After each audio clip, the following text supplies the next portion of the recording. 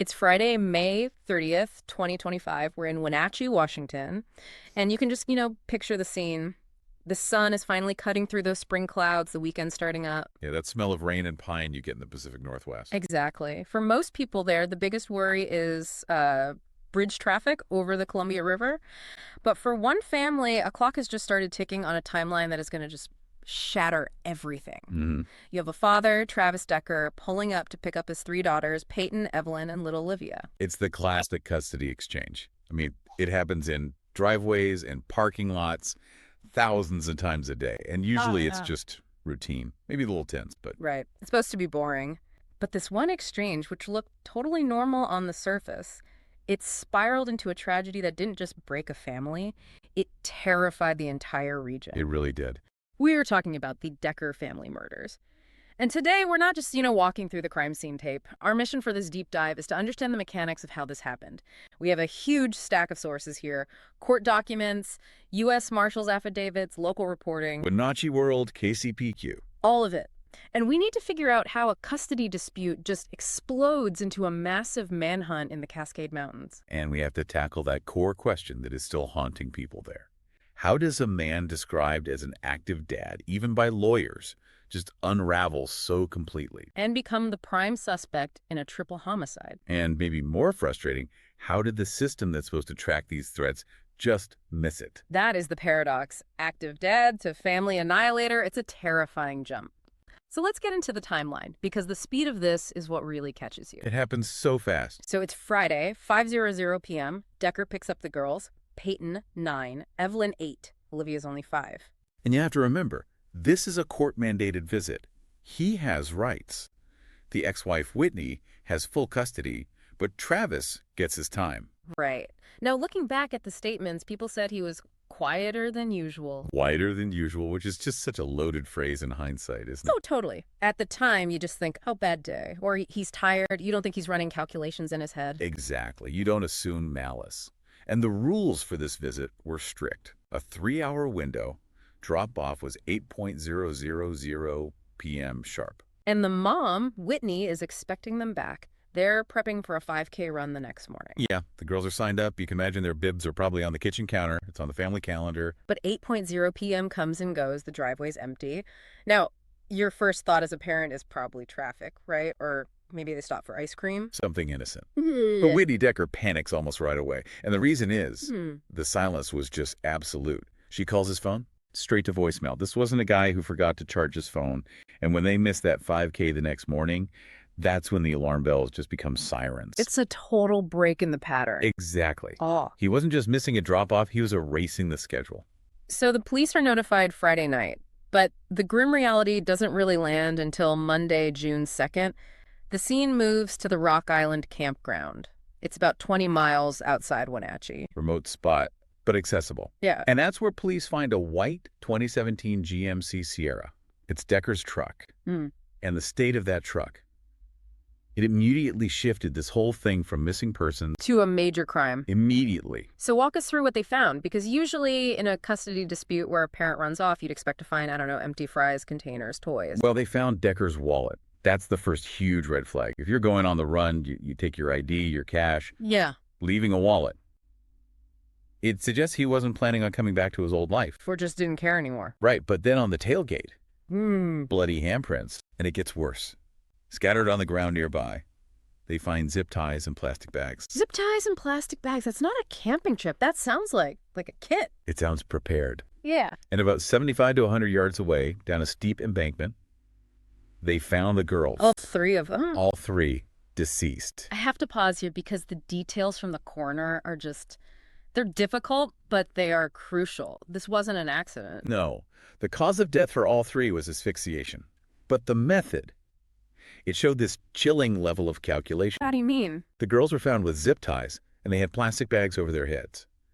And not just one bag. 2 of the girls had 2 bags. One of them had 3. Oh my God, 3 bags. That detail. It just suggests a determination that's hard to even comprehend. It removes any possibility of, I just snapped. It implies he checked his work. Yeah. It suggests a process.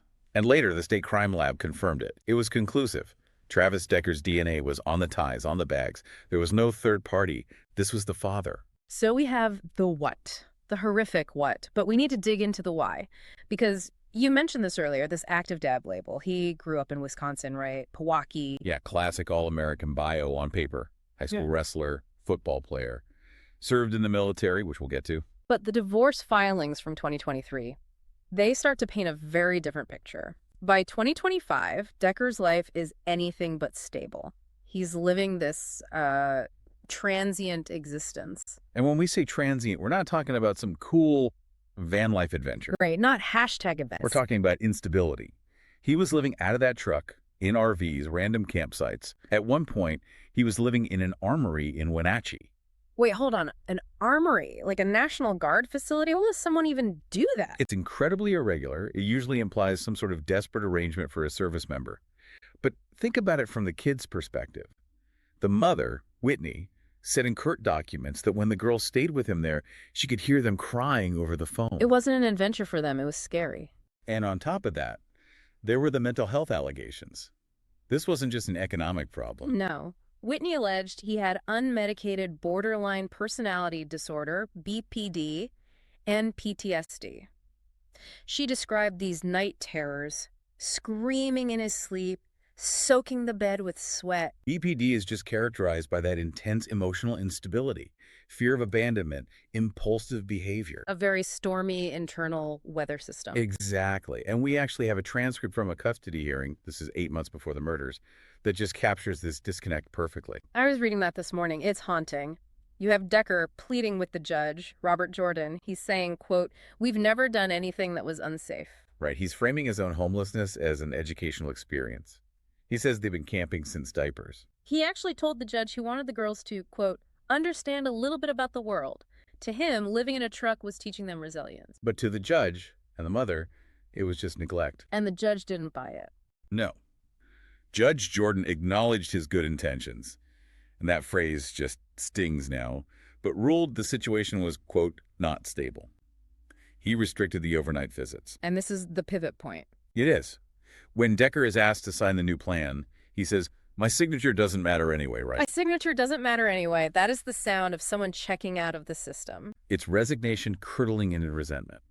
He felt like the court, his ex-wife, society, they were all erasing him as a father. And for someone with his alleged mental health issues, that perceived abandonment can be a massive trigger. So was this premeditated? Because the digital evidence tells a very different story from a crime of passion. It really does. Investigators looked at his search history. In the days before, he wasn't searching for camping spots or kids' activities. What was he searching for? How does a person move to Canada? Jobs Canada. How to relocate to Canada. That's an exit strategy. He wasn't planning on bringing those girls back at 8 p.m. He was looking north. No. And there was another tell, and it's heartbreaking. He started trying to get rid of his dog. The dog, who was found alive at the crime scene, right? Yes. For a guy living in a truck, the dog is often the one constant companion. But he knew he couldn't take the dog where he was going. He was clearing the decks. It's this bizarre compartmentalization where he spared the dog. But... yeah. And there's also that body cam video from the fender bender. Oh, right. 3 days before. I watched it, and it's unsettling not because of what he does, but what he doesn't do. He rear-ends a car. He's calm, polite, gets a ticket for no insurance, no screaming, no panic. 72 hours before a triple homicide. It's the calm before the storm.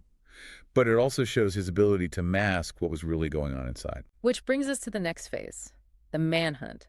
Because Decker didn't just run, he vanished, and the media immediately jumped on this Rambo narrative. How accurate was that? It's a mix of fact and fiction. He served in the Army, 2013 to 2021. He was in Afghanistan. And here's where the details matter. He was in the 75th Ranger Regiment. Which is elite, special operations. It is. But he was removed because he failed Ranger School. Okay, so for us civilians, what's the difference? Being in the regiment is high-speed infantry, but Ranger School is the grueling leadership course that earns you the tab. Failing it is a huge career blow, a humiliation in that world. He ended up in the 173rd Airborne, which is still a very capable unit. So not a Green Beret, but he had significant survival training. Absolutely. Land navigation, how to live rough, he'd done it before, and he chose the Cascade Mountains as his hiding spot. Which is no city park. It is dense, rugged, and the weather turns on a dime. It's one of the hardest places in the lower 48 to find someone. They closed the Pacific Crest Trail. They brought in the FBI, U.S. Marshals, National Guard helicopters with thermal imaging. And Threw everything at this. for months, nothing. How is that possible with thermal imaging? It's the needle in a haystack problem. Yeah. A single person doesn't have a big heat signature. You get under a dense tree canopy, you stay still, a thermal camera can miss you. And then you had all the false leads, like that Idaho sighting. Oh, the Sawtooth National Forest sighting. A family was 100% sure they saw him. Turns out it was just a hiker who happened to have the same build and beard. Can you imagine being that guy? You're just trying to eat some trail mix and suddenly you're surrounded by U.S. Marshals. Terrifying. Then in August, they found bones. Everyone held their breath. Turned out to be animal remains. So the whole summer passes. And finally, mid-September, 3.5 months later, we get a break near Grindstone Mountain. Yeah, 4,000 feet up, they find human remains. And nearby, personal items. A shirt, shorts, a tin of chewing tobacco, a bracelet. And this leads to a little bit of a scuffle, right, between the marshals and the coroner. It does. The marshals basically said, "We got him, he's dead," and moved to dismiss the warrant. But the coroner, Wayne Harris, he pushed back. He basically said, "I appreciate the bracelet, but I need science." Which is the right call. You can't close a triple homicide on a hunch. Exactly. But the DNA did come back the next day. It was Decker. Cause of death, undetermined. But the manhunt was over. The case was closed. But the public fury was just getting started. And it all centered on one thing: the Amber Alert, or the lack of one. This is the systemic failure people are still furious about. When Whitney called Friday night, she begged for an Amber Alert. She knew something was wrong, but the authorities said no. I think most people assume that's an automatic thing. Kid missing, dad acting weird, boom, alert. Why was it denied? It comes down to bureaucracy. The Washington State Patrol has strict criteria. 1, you need confirmation of an abduction. 2, you need to believe the child is in imminent danger. And because he was the dad on his scheduled time. And this is the key. Because he had no prior history of violence toward the children, they decided it didn't meet the imminent danger threshold right at that moment. But he was living in a truck, he had alleged BPD, he was clearly unraveling. To the police, that's a welfare check situation, not an active killer situation. So they issued an endangered missing persons alert instead. Which is basically, what, a tweet? Essentially. It notifies law enforcement, maybe gets on the news ticker, but it does not do the one thing that matters. It doesn't make every single smartphone in the state scream at once. And that push notification is everything. If 1 million people had seen white GMC Sierra on their phones Friday night, maybe someone sees him at a gas station or turning down that gravel road. That's the what if that haunts this case. The mother's attorney is pushing for the Decker sisters' legacy new legislation. They argue that if you have that trifecta of a military background, mental health decline, and housing instability, that should be an automatic trigger. But there's a counter argument, right? This idea of alert fatigue. There is. The people who run these systems, they're worried about the car alarm effect. If our phones go off for every late custody exchange, we all just start swiping it away. We stop looking. The tragedy is that this was the absolute worst case scenario. The system just couldn't see it until it was too late. It feels like the criteria are written in blood. It's that paradox of good intentions again. The judge had good intentions. The police had good intentions. But all those systems assume rational actors.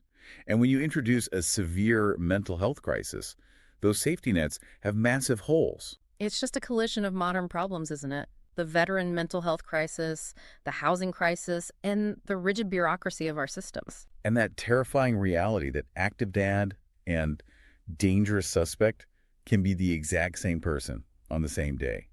We want monsters to look like monsters. We don't want them to look like the guy down the street. That's what sticks with me. The unraveling happened in plain sight in court transcripts. In his living situation, the dots were there, but no single agency connected them all. We rely on systems to save us.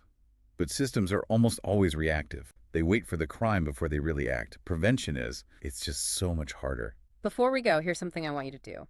We all assume that if something goes wrong, our phone will buzz and tell us. Take 5 minutes, look up the Amber Alert criteria in your own state.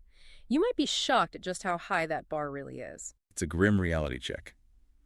You might find the safety net you think is there isn't. Are we protected? Or are we just lucky? Heavy questions today, but necessary ones. Yeah. Thanks for walking through this with us. Stay safe out there. We'll catch you on the next deep dive.